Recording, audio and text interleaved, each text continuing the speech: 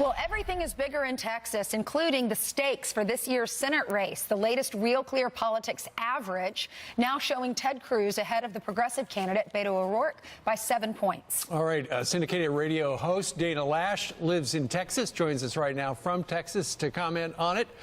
You know, Dana, a lot of people are surprised that it has been as close as it has been. Right now, Cruz has opened up a lead of over 5 or 6 points, but nonetheless, why so close?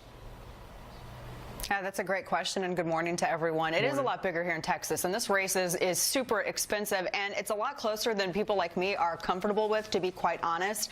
But, however, I also remember back to when Wendy Davis was running, and I think we still have to wait and see whether or not Robert O'Rourke, Beto O'Rourke, is the male version of Wendy Davis, because progressives are really good at marketing, and they're very good at the Sun Tzu tactic of making themselves seem bigger and more successful than they are, and they did that during the Davis race, but they were yet, of course, very unsuccessful because the turnout for Democrats and the enthusiasm ultimately waned. I don't know whether or not that's going to happen with O'Rourke, because some of the polls say that there's as much as a 10-point lead, 7-point lead. There's a UT Tyler poll that came out just the other day that showed a 3-point lead between Cruz and O'Rourke. It all depends, of course, on where these Texas suburbs are going to go and where rural East Texas is going to go as well.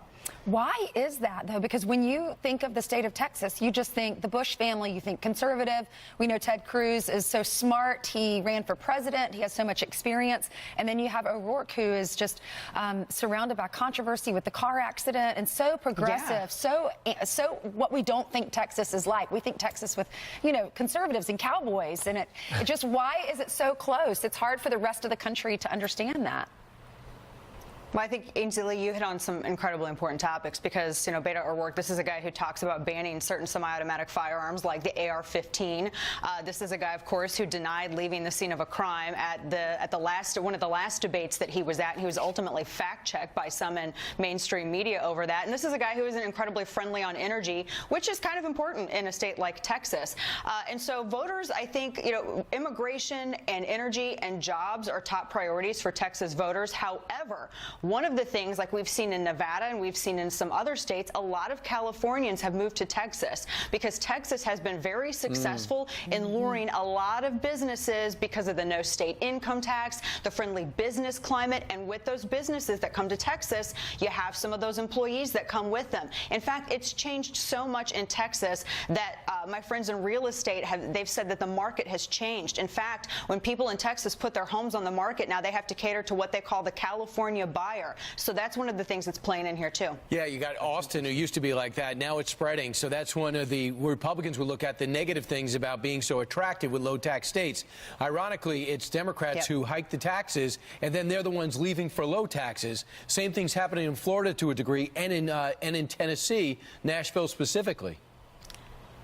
Yeah, and this is one of the things that Beto O'Rourke has said that he's on board for. I mean, he's completely would rubber stamp if Nancy Pelosi, if heaven forbid, Democrats were able to regain the House. I mean, this isn't hyperbole. I mean, I'm not fear mongering, for the lack of a better way to put it. They've said that they would raise taxes. They would also be involved in rolling back tax cuts on businesses. We'd see a lot of those gains. We'd lose those. We'd see a lot of this economic growth. We would lose that, and we would also see a lot of petty politics emerge. And the agenda that they have said, and O'Rourke has said that he supports, is not an agenda that voters supported in 2016. This isn't an agenda that they've gone for. I think a lot of this is going to come down on enthusiasm and turnout, and I hope people remember this. This is not a midterm to sit out.